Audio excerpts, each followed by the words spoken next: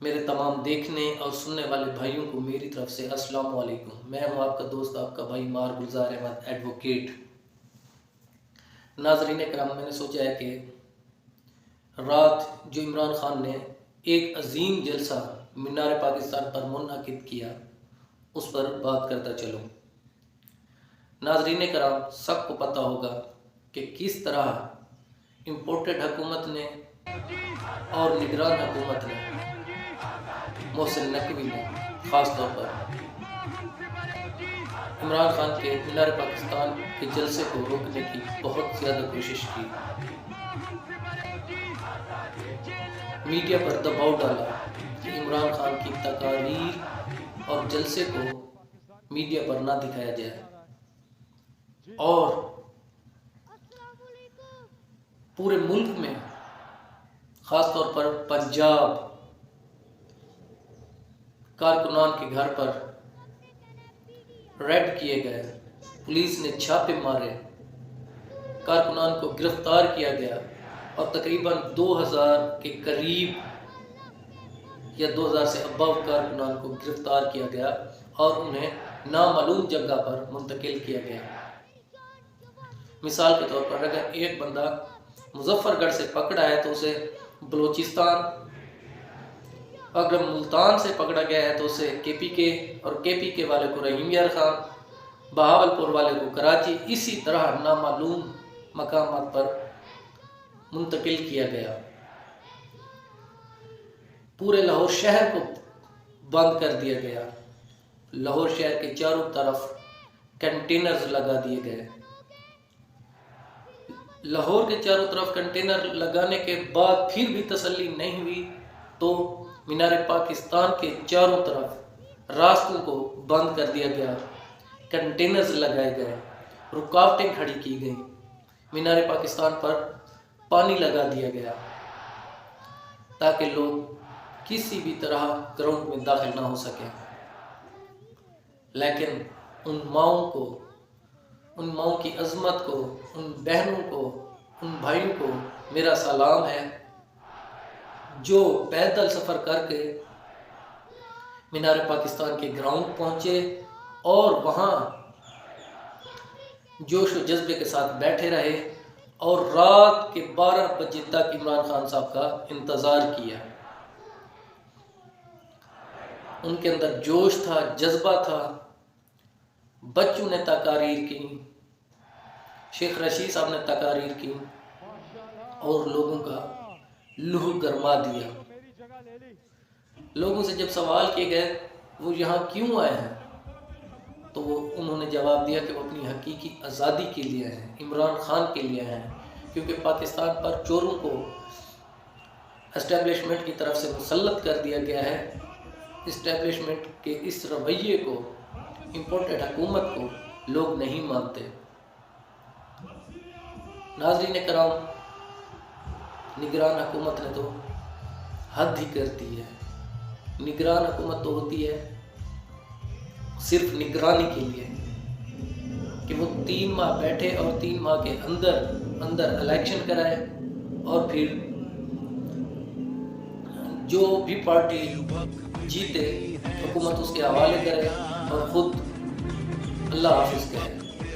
لیکن محسن نقوی مسٹر 10% کا بچہ ہے، اس نے مسٹر 10% والا ہی کردار ادا کرنا تھا۔ تو ناظرین اکرام، کارکنان کو روکا گیا، لیکن لاہوریوں کے کیا کہنے ہیں، لاہوریوں کی عظمت کو سلام۔ امریکہ سے لوگ آ رہے تھے، پورے پاکستان سے لوگ جو مینار پاکستان پہنچے۔ اس گھنونی سازش کو جو پی ٹی ایم نے مرتب کی تھی مینار پاکستان پر جلسہ لگوانے کے لیے، اس کو ویسے تو پورے پاکستان کے لوگوں نے، خاص کر لاہور کے لوگوں نے اس سازش کو بے نقاب کیا اور عمران خان کا ساتھ دیا۔ ناظرین کرام، کیا کہنے ہیں اس بچے کے؟ ماشاءاللہ سے بہت ہی پیارا بچہ ہے اور اس نے جلسے میں بیٹھے ہوئے تمام لوگوں کا لہو گرما دیا ہے۔ عمران خان صاحب نے بھی جنرل باجوہ سے सवालात किए हैं तो उन्होंने कहा है कि मुझे तो हटा दिया था कि महंगाई ख़त्म करनी है, मैं तो मुल्क का खुदा ना खास्ता दुश्मन हूँ, अब इम्पोर्टेड हुकूमत को बिठाकर क्या उखाड़ लिया है? क्या ये मुल्क को सही तरीके से चला रहे हैं जिनके पास कोई भी मुआशी प्लान नहीं है? नाज़रीन करम, बहुत बड़ी तादाद